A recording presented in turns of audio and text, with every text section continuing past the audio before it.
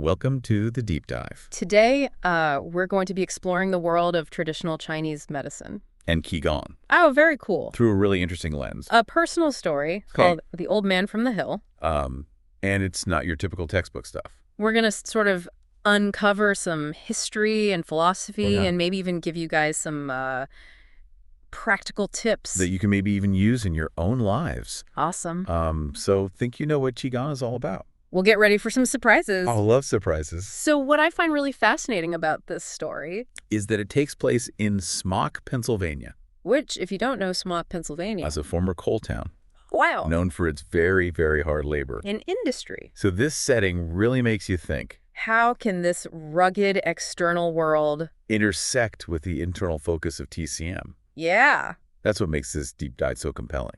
I think. Okay, so picture this. It's in 1965. And young Steve Zemkowski is sent to live with his grandparents in Smock. He's a bit shy. Maybe not the picture of health. And one day, he's exploring this hill behind his grandparents' house. And he comes across this clearing. And sees a man practicing these graceful, almost otherworldly movements. And that man is Zhu Shentian. Who everyone calls John. And what he's doing is Qigong.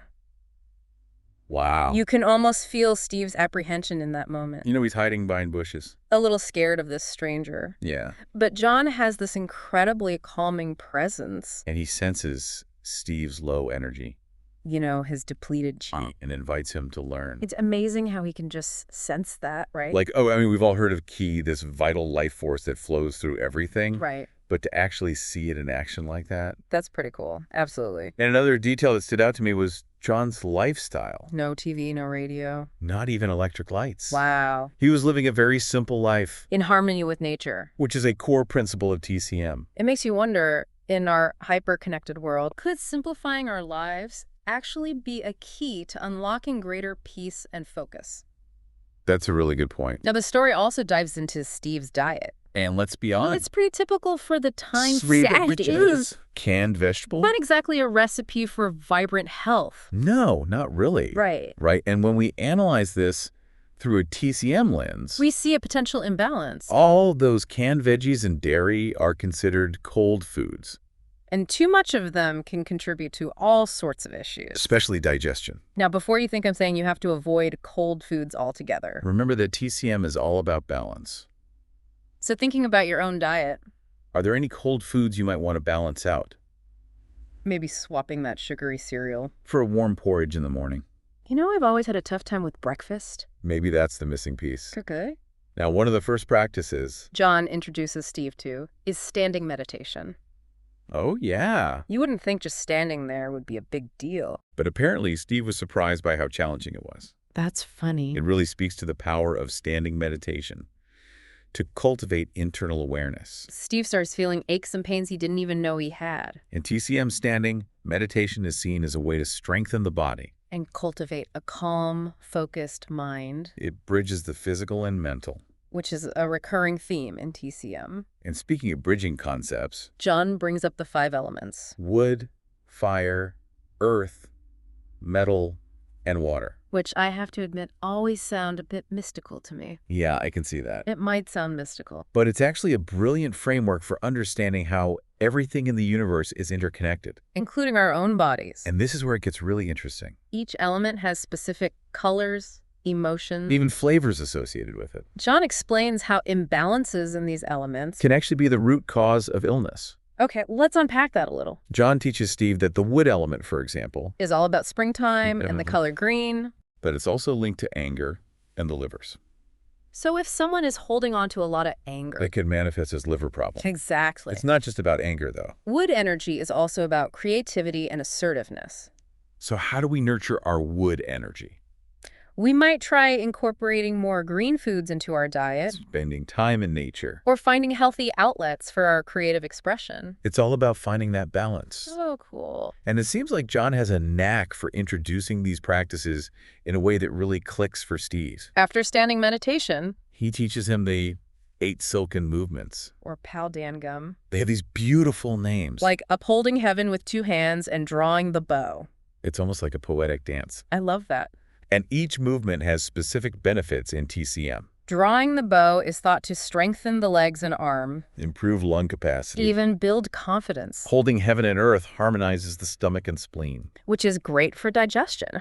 It's a beautiful example of how movement can be used to cultivate both physical and emotional balance. And then there's the relaxing down 3 lines meditation. Which I don't know about you. But just the name sounds incredibly soothing. It does. Steve describes feeling this wave of calmness washing over him. As he practices, It's all about grounding, imagine your energy flowing freely through your body. releasing tension and connecting you to the earth. It's like hitting the reset button for your nervous system. It's amazing how Steve transforms over the summer, He starts out shy and uncertain, dealing with all these health issues. but by the end, he's got more energy, confidence. You have better social skills. It just shows you that TCM is not just about treating symptoms. It's about cultivating well-being on all levels. Physical, mental, and emotional. It empowers us to tap into our own innate healing abilities. And live more vibrantly. It's like he's blossoming from the inside out. And the journey keeps getting deeper. John introduces Steve to the microcosmic orbit meditation. Which, and I'm simplifying this, Is about guiding energy flow through specific pathways in the body. you probably heard of yin and yang, right? Well, the microcosmic orbit takes this concept to a whole new level, It's about creating an internal energy circuit. harmonizing the yin and yang energies within us. The governing vessel, which runs up the back, Represents yang energy. while the conception vessel flowing down the front Represents yin energy. by circulating energy through these channels. We can achieve a state of balance and wholeness. In this story, Steve visualizes a pearl flowing along these pathways. Pausing at each energy point. It's fascinating how much emphasis TCM places on intention. It's not just going through the motions. It's like we're actively participating in our own healing process. And as we become more aware of our internal energy, You start to feel it more. a warmth spreading through the body, a subtle tingling sensation. It's like awakening a hidden dimension within ourselves. And just when you think Steve has learned it all, John drops another knowledge bomb. oh boy. The energetic properties of food. We touched on this earlier with the cold foods. But John explains that different foods can move energy outwards, Inward. upward, or downward. Which really changes the way you think about what you eat. Right. It's like he's giving Steve a culinary map for navigating his internal energy systems, For example, he explains how spicy foods like ginger can move energy outward. while sour foods like lemon draw energy inward, And he also talks about seasonal eating. which is a key principle in TCM. The idea is that choosing foods that harmonize with the season Helps support our body's natural rhythms. and enhance our overall health. It's not just about calories and nutrients. But how food can nourish us on an energetic level. So we got standing meditation, the 8 silken movements, the relaxing down 3 lines, the microcosmic orbit. And now this whole new way of thinking about food. It's amazing how much Steve learns in just one summer. It's a reminder that the journey of self-discovery and healing is an ongoing process. And there's always more to learn and explore. And just as summer is coming to a close, John hints at even more to come he introduces Steve to Tai Chi. and promises to teach him a form called Beijing 24 the following year. I'm already hooked. And I can't wait to see what happens next in Steve's journey. Me too. It's amazing how Steve takes what he's learned back home to Cleveland with him. He doesn't just forget about it all, When the summer's over, right? he actually commits to practicing every day. Even before his family wakes up. You know, it's one thing to be inspired in a peaceful setting like Smock.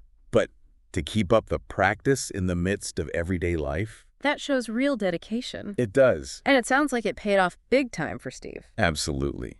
His parents notice a huge difference in his confidence. His teachers comment on his improved focus. And even his siblings sense a change, It's like that inner work is radiating outward. impacting every aspect of his life. And get this. The story even mentions how his newfound confidence helped him deal with bullies. Really? They don't seem to face him as much anymore. That's great. It's like he's cultivated this inner strength. This sense of self-assuredness that can't be shaken by external negativity. It makes you think how many of us could benefit from that kind of resilience. In today's world. I know I could. And it's not just about standing up to bullies. It's about navigating all sorts of challenging situations Right. with more grace and composure. Exactly. These practices equip us with the tools to stay centered. Even when life throws us curveballs. And speaking of positive changes, Remember how Steve's diet wasn't exactly ideal? oh yeah, Well, the story mentions that his eating habits. So start to shift as well. That's awesome. He's naturally drawn to healthier foods. And he even starts experimenting with some of the principles John taught him. About the energetic properties of food, It's like that awareness he's cultivated is guiding his choices. even in areas like what he eats. And speaking of awareness, Let's talk about John for a moment. his background is just as fascinating as Steve's transformation. It really is. He was born near the Wudang Mountains in China. A place known for Taoist temples and martial arts. Wow. Talk about a mystical upbringing. And his father was a respected practitioner of traditional Chinese medicine. Who actually studied Western medicine at the University of Pittsburgh. Whoa! That's pretty remarkable. Imagine bridging two seemingly different medical systems like that. It speaks to a real openness. And a desire to learn from different perspectives. And that's something I think we can all learn from. TCM doesn't have to be at odds with Western medicine. They can actually complement each other. That's such an important point. It's not about choosing one or the other. It's about finding what works best for you. And being open to different approaches. Exactly. And you can see that same spirit of openness in John's relationship with Steve. He's so willing to share his knowledge. With this young boy from a completely different culture. And he never asks for payment for his teachings. That's so interesting, right? It suggests a deeper understanding of the interconnectedness of all things. It's not about personal gain. It's about passing on wisdom for the benefit of others. It's a beautiful reminder that true healing often extends beyond ourselves.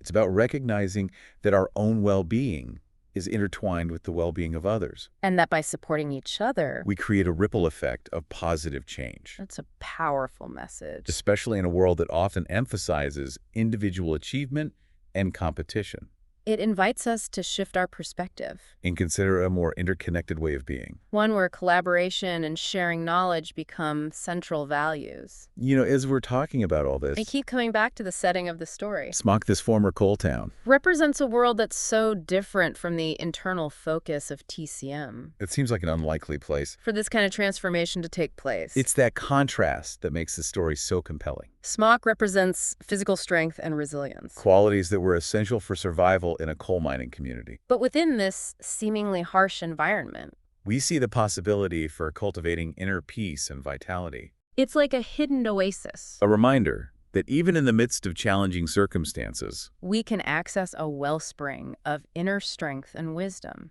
and I wonder if Steve's experience would have been different. If he'd met John in a bustling city environment. That's such a fascinating question. It highlights the impact our surroundings can have. On our journey of self-discovery and healing, Sometimes we need to step away from the noise and distractions of modern life to truly connect with ourselves. and access the wisdom that's already within It's us like hitting the pause button. and giving ourselves the space to really listen. And when Steve returns to Cleveland, It's clear that he's carrying that newfound wisdom with him. it's not just a summer fling with Qigong. It's become an integral part of who he is. It's a beautiful reminder that personal transformation doesn't end. When we leave a particular place or teacher. It's an ongoing process that we carry with us wherever we go. And remember, John promised to teach Steve the Beijing 24 Tai Chi form the following year. It suggests that their journey together isn't over. And that there's so much more to discover. I'm really intrigued by the idea of Steve learning Tai Chi. We've talked about how Qigong can target specific areas of the body or energy systems. But Tai Chi is a more holistic practice. That integrates the whole being. Mind, body, and spirit. And it's known for these beautiful flowing movements. Almost like a moving meditation. Exactly. And as Steve learns this form I can imagine him deepening his understanding of Qi flow. and cultivating even greater harmony between his mind and body.